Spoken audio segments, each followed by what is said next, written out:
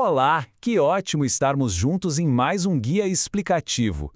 Hoje, a nossa missão é construir, praticamente do zero, o projeto de uma escola verdadeiramente moderna. A gente vai dar uma boa olhada na educação inclusiva no século XXI, usando um guia estrutural simplesmente fascinante. A grande sacada aqui não é só reformar o que já existe, sabe? A ideia é reconstruir a educação lá das suas fundações, entendendo direitinho como transformar toda essa teoria maravilhosa em uma prática de verdade no dia a dia. Bom, vamos direto ao ponto. O nosso roteiro de hoje está dividido em 5 etapas fundamentais. Primeiro, a mudança de paradigma. Segundo, os 3 pilares fundamentais. Terceiro, a engenharia da aprendizagem. Quarto, o papel do pedagogo. E, por fim, como a gente faz para superar barreiras na prática. É uma jornada e tanto para entender como essa reestruturação sistêmica funciona de verdade. Então, começando pela nossa etapa número 1, a mudança de paradigma, do encaixe à reconstrução. Para a gente entender onde a educação precisa chegar, é absolutamente crucial perceber a diferença entre o modelo antigo, mais passivo, e a abordagem moderna e ativa. Historicamente, a educação trabalhava com um conceito de integração. E como era isso? O foco ficava todo no chamado déficit do estudante. Era como se o sistema dissesse, a escola é essa aqui, se adapte a ela. O aluno era tratado como o problema, o que é bem complicado, né? Já a inclusão, que é o nosso foco, inverte completamente essa lógica. Ela exige que o próprio ambiente escolar passe por uma reforma profunda. É uma reestruturação sistêmica mesmo, pensada para derrubar qualquer barreira e abraçar, de braços abertos, toda a pluralidade que existe. E essa imagem na tela ilustra brilhantemente a essência dessa transição. Funciona como uma metáfora visual perfeita. Dá só uma olhada. De um lado, a gente tem essa caixa rígida, fechada, que resiste quando tentam colocar uma forma diferente lá dentro. É tentar encaixar à força algo que não cabe. Do outro lado, um novo paradigma. As bordas são flexíveis, expansivas. O próprio ambiente se abre e se adapta para acomodar todo mundo de um jeito super harmonioso. Fica muito claro que é a escola que precisa se adaptar à imensa diversidade humana, deixando para trás de vez essas estruturas super rígidas. O que nos leva à nossa segunda etapa, os 3 pilares fundamentais, lançando as bases para a inclusão. Sabe aquela história de que toda boa construção precisa de um alicerce firme? Pois é, aqui não é diferente. Qualquer transformação estrutural de sucesso exige uma base que seja simplesmente inegociável. Para manter o projeto de uma escola inclusiva de pé, a gente conta com 3 pilares gigantes: o ético, o político e o pedagógico. Eles dão todo aquele suporte legal, social e institucional que o projeto precisa. Se faltar apenas um deles, a estrutura toda corre o risco de desmoronar. Dando uma olhada rápida no pilar ético. Ele é quem dita o tom e rege as relações humanas no dia a dia da escola. Esse fundamento exige uma prática diária de muita empatia, um diálogo sempre aberto e, de forma categórica, uma rejeição total a qualquer tipo de atitude preconceituosa. É valorizar ativamente cada detalhe da diversidade, indo do respeito incondicional a questões de cultura, classe, etnia e gênero.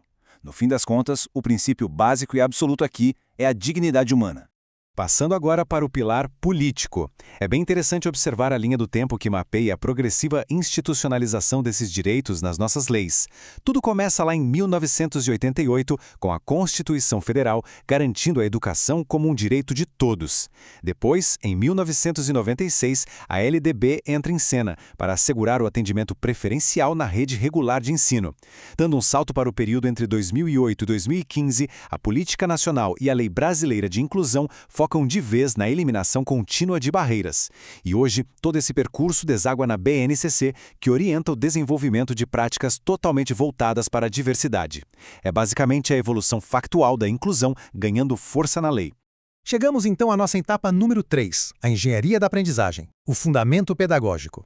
É exatamente neste momento que a gente entra na mecânica real da coisa, a verdadeira engenharia lá dentro da sala de aula. Para que essa engrenagem rode perfeitamente todos os dias, produzindo resultados, a gente precisa alinhar o planejamento colaborativo, a flexibilidade curricular, a avaliação formativa e a nossa grande força motriz central, o DUA. E afinal, o que é esse DUA? A sigla significa Desenho Universal para a Aprendizagem. É simplesmente a estratégia central que faz a engrenagem funcionar. Em vez de criar um plano de ensino tradicional, que acaba deixando muita gente de fora e depois ter que ficar correndo atrás para fazer remendos, o DUA propõe algo muito mais inteligente. A ideia é oferecer logo de cara no planejamento vários meios de representação do conteúdo, várias opções de expressão e diferentes jeitos de engajar os estudantes. É o grande facilitador que torna possível ensinar uma turma super diversa, de forma eficaz, exatamente ao mesmo tempo. Então, o ponto crucial aqui é o seguinte: adaptar os métodos pedagógicos não significa de jeito nenhum rebaixar os padrões ou facilitar as coisas. Aplicar a flexibilidade curricular é só adaptar o caminho de acesso ao conhecimento, sem nunca privar o estudante do direito de aprender com profundidade. E quando a gente fala de avaliação formativa, a métrica deixa de ser aquela padronização punitiva, sabe? Aquela focada só em apontar o erro. A avaliação passa a ser um acompanhamento cuidadoso do progresso, um diagnóstico constante que ajuda muito a guiar os próximos passos educacionais. Vamos em frente com a etapa 4, o papel do pedagogo, o orquestrador da obra. Toda grande obra precisa de um bom mestre de obra, certo? E nesse nosso canteiro educacional, esse papel é do pedagogo. E olha, é um papel super dinâmico e multidirecional. Longe de trabalhar isolado, esse profissional organiza todo o planejamento. Ele atua o tempo todo na mediação entre a gestão, os professores e as famílias, e dá aquele suporte essencial para que metodologias acessíveis sejam de fato aplicadas. Além de tudo isso, o pedagogo exerce uma liderança ética fortíssima, que é fundamental para conseguir quebrar as resistências e as barreiras atitudinais que ainda são tão enraizadas nas instituições. E assim chegamos à nossa quinta e última etapa, superando barreiras na prática, a realidade do canteiro de obras. Agora é a hora de ancorar todos esses conceitos teóricos direto na nossa realidade. Para visualizar isso melhor, vamos dar uma olhada em um cenário prático fantástico que vem do nosso material de origem. É um exercício claro. Imagine uma escola que quer ser genuinamente acolhedora quando surgem dificuldades de aprendizagem. Diante disso, o que deve ser priorizado? Será que a solução é focar em criar salas exclusivas, isolando esses estudantes? Ou talvez substituir conteúdos até eles perderem qualquer relevância acadêmica? Definitivamente não. O caminho correto exige a promoção incansável de práticas pedagógicas flexíveis, de mãos dadas com o exercício diário da escutativa e a valorização profunda da trajetória de cada um. Fica muito evidente que a inclusão real passa longe de segregar estudantes ou de baixar a régua do ensino. Ela envolve um compromisso coletivo de verdade, exige ouvir as necessidades e fazer adaptação contínua do ambiente para abraçar o indivíduo.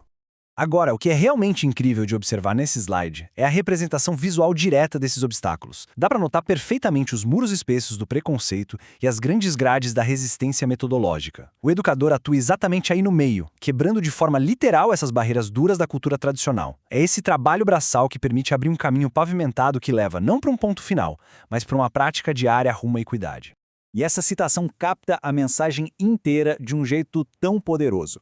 A inclusão não é um destino alcançado, mas uma prática contínua de superação sistêmica. É um lembrete forte para qualquer pessoa que pise em uma escola. O projeto arquitetônico da escola inclusiva nunca vai ser um prédio pronto, finalizado, que ganha uma placa de inauguração e acabou. Manter toda essa pluralidade funcionando exige esforço intencional, exige atenção e manutenção todos os dias. Todos os direitos que já conquistamos na teoria e na lei precisam continuar ganhando vida como práticas reais e acolhedoras no dia a dia da escola. Então, a gente fecha esse nosso guia explicativo com uma provocação importante e urgente para pensar, depois de toda essa estruturação fantástica, de que forma prática e imediata esses pilares fundamentais poderão ser fortalecidos no ambiente da sala de aula amanhã de manhã. A planta dessa construção está desenhada, mas o futuro da educação continua nas mãos de quem acorda todo dia para trabalhar nesse canteiro de obras.